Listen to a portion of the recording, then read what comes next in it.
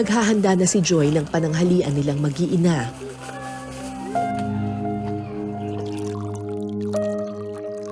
Single mother si Joy na may 4 na anak. Ano po, lechon po, tapos talong.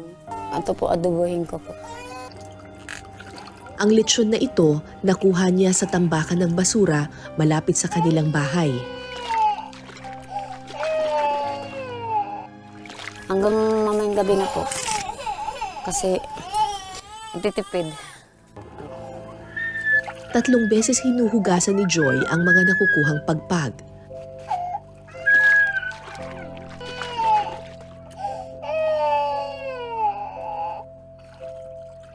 Pagkatapos, iluluto na niya ito.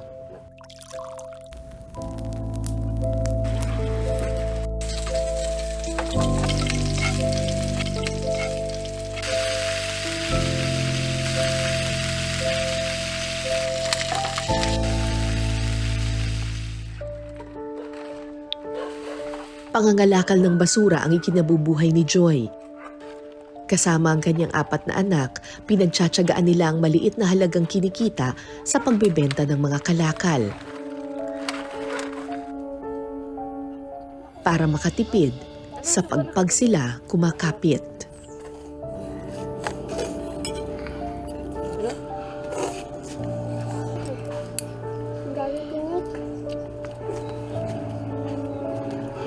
Ano po ang ulam ninyo araw-araw? Madalas po ulam namin magpagpag.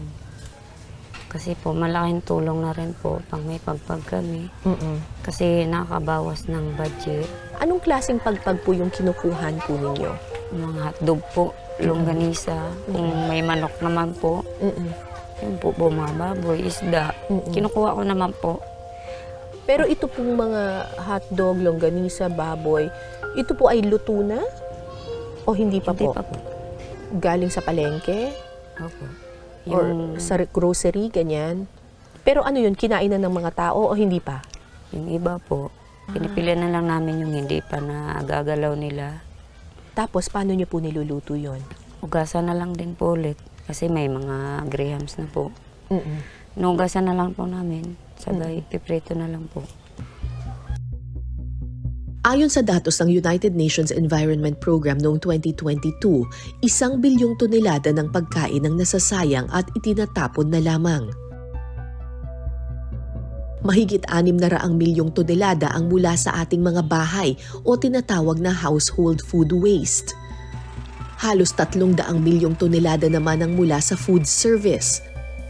At mahigit 100 milyong tonelada ang food waste sa buong mundo na mula sa retail sector. Halos 80 kilo ng pagkain ang nasasayang ng isang individual bawat taon. Ang mga pagkain ito tinatapon sa mga tambakan ng basura, tulad ng mga landfill sa Rizal. Yun nga po yung aming mga napag-usapan. Unang-una po, instruction po ni Mayor na talagang wag pong papapasukin yung mga pagpag, yung mga pagkain na leftover dahil unang-una, yan po yung nagiging dahilan ng sakit at saka ASF doon sa mga baboy. Pinagbabawal na sa baboy, ilalo po sa tao. Yun po yung, yun po talagang dapat na hindi pinapapasok dito. Marami sa mga nasasayang na pagkain or mga tira-tirang pagkain or mga ingredients sa mga fast food at mga hotel ay dinodonate nila sa mga babuyan para ipakain sa mga alagang baboy. Kasi sa totoo lang, dinidiscourage ng mga fast food chains at saka ng mga hotels na yung mga tao ay kainin yung mga tira-tira na pagkain dun sa kanila kasi baka nga makapagdulot ito ng sakit. Pero ang nangyayari ngayon dahil sa kahirapan, may ilang mga pamilya na hindi na dumidiretso dun sa fast food chain para manguha ng pagpag. Dumidiretso na sila sa mga babuyan para doon maghanap ng kakainin ng kanilang mga anak.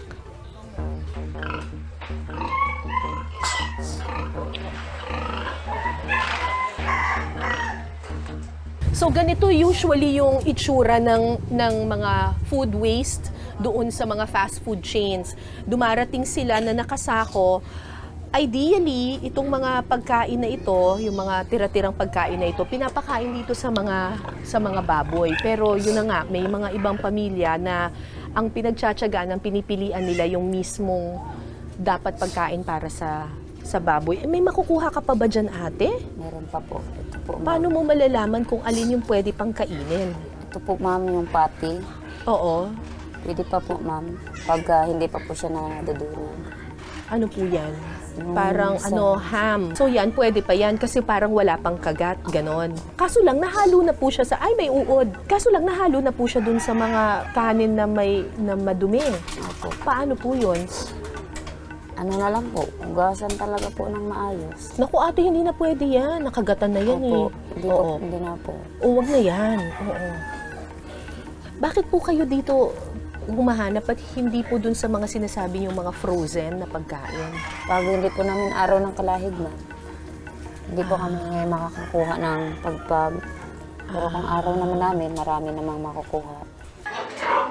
Sa gitna ng tambak ng kaning baboy, pinipili ni Joy ang mga maaari pang pakinabangan bilang panglaman tiyan. Ito po, pwedeng pagtyagaan mo. Basta linisan lang po ng mabuti. Para hindi po sumama yung tiyan namin. Hindi po ba magkakasakit yung mga anak ninyo sa ganyan? Hindi naman po, ma'am. Pero sana hindi po, ma'am. Kasi Oo. yun naman po yung hanap buhay namin, ma'am. Yung kumain ng pagpag.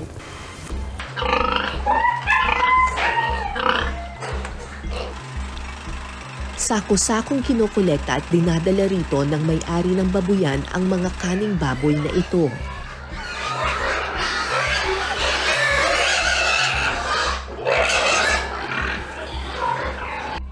So, yung 10 sako, good for 2 days na Yes lang. po. Ilang baboy po yung kakain nun? Bali, mga 30 po lahat. 30. Yes po. Ang dami pala. Yes ano? po, marami po talaga po yan. Ito po, ang kinakain din po Pito yung... lang po.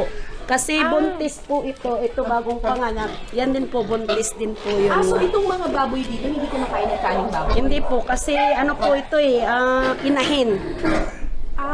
So mas special sila. Hindi sila pwedeng kumain ng kaning baboy galing sa Pwede naman fast po food. siguro, kaso kami talaga feeds po pinapakain sa inahin namin po. Kasi po, Hindi, Mas okay ang opo, feeds. para safe sa kanila kasi buntis. ano po? Buntis po. Para safe. Opo. Hindi mo rin masabi kasi po minsan, di po ba may stick, may buto. Yan. May stick po ba ng matutpik po? Hindi, baka hindi makain nila. Delikado po. Pero bakit po kayo pumapayag na na minsan may mga tao na pumupunta dito tapos kumukuha ng kaning baboy? Kasi po, minsan kasi po wala talaga silang pang ulam na rin kasi nila daw kasi malinis naman po. Sila po talaga ang manghingi po sila rito, bibigyan din po kasi sayang Naawa na din rin po. kayo. At saka wala naman kasi pambili. Ilang beses na naming tinalakay ang isyu ng pagkain ng pagpag. Hindi ko akalaing darating na sa punto na tila nakikipag-agawan na sa kaning baboy ang ilan nating mga kababayan para lang may mailaman sa tiyan. Ayon sa Sanitation Office ng Rodriguez Rizal, hindi nila hinihikayat na kainin ng pagpag. Pero kung minsan mas malakas ang kalam ng sikmura ng ilan nating kababayan. Maling-mali po na dapat na hindi po kinakain yun. Dapat po hindi rin pinapapasok. Unang-una nagiging sakit. Ang dami po dyan. Andyan po yung amoeba o ang daming mga nakukuha sakit ng mga kabataan. Pati po yung mga tumatangkilik dyan na sa pagpag na yan. Pero yun po, nahaharang naman po yun. Kanya nakakaraan po, wala po kaming nakikita na ganun. Pero hindi po maiwasan yung nakakapuslit po yung iba.